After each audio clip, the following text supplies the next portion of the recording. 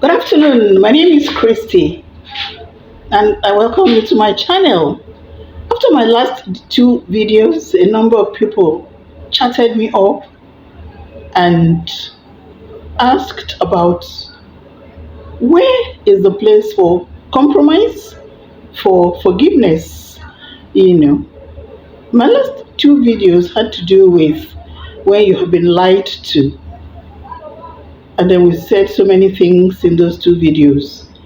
And the example we gave was somebody who's had a child in a previous relationship and did not inform the new suitor, his new partner or her new partner, in her or his present relationship or marriage. And having gone into this relationship for 7 years with three kids, sharing three, yeah, sharing three kids with the new partner.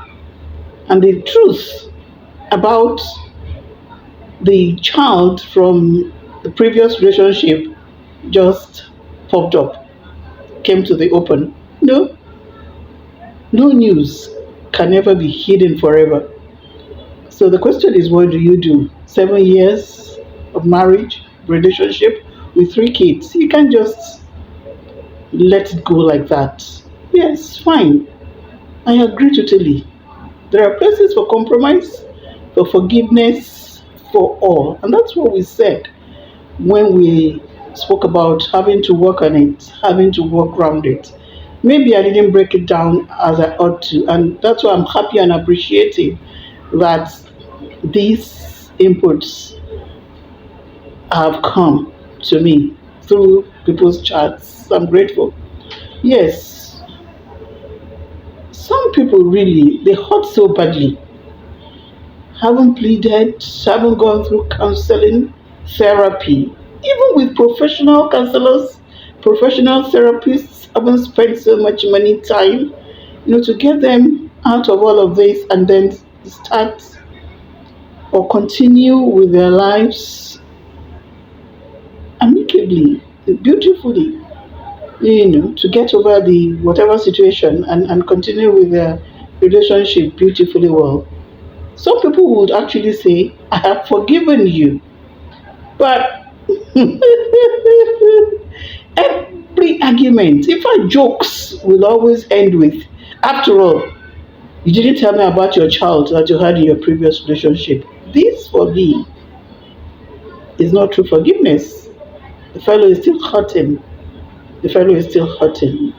The fellow has not truly forgiven. And this has to be addressed. How do we address this?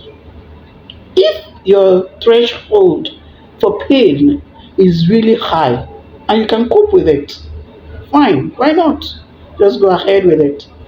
But if your threshold for pain, for torture, emotional torture, psychological torture is not so high, you cannot handle it, you cannot cope with it, maybe you should think about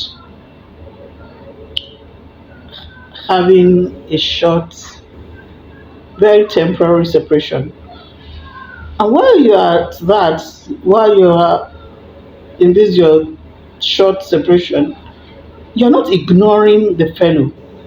You're still sending emissaries, you're still sending people, you're still ensuring, that in a very subtle and decent manner, you're still engaging with him through respected people, you know, to make him or her truly get over the situation.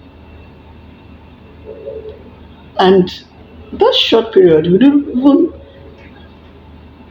make it possible for that fellow to actually sit back and reappraise the situation himself or herself. And if he or she is able to get over it truly at this time, you can now come back together and start afresh and truly put it behind you. Of course, you will not slaughter the child, but you have not come to terms with it. and you have really gotten over it, you can live with it decently without bowel rising up inside your stomach and all that. That's way the two of you can now continue with the relationship. But if you stay back, your threshold for paying for torture is very, very low. There's likelihood that you may get depressed and get damaged, which I keep hammering on. Do not get damaged. Don't let your mental states be compromised under whatever permutations. That's my main concern. And I thank you for your inputs. I'm so, so grateful for engaging with me. So if other inputs or other things come up on this matter, I'll surely come back and tell us about it. Thank you very much. Enjoy the rest of the day. Bye.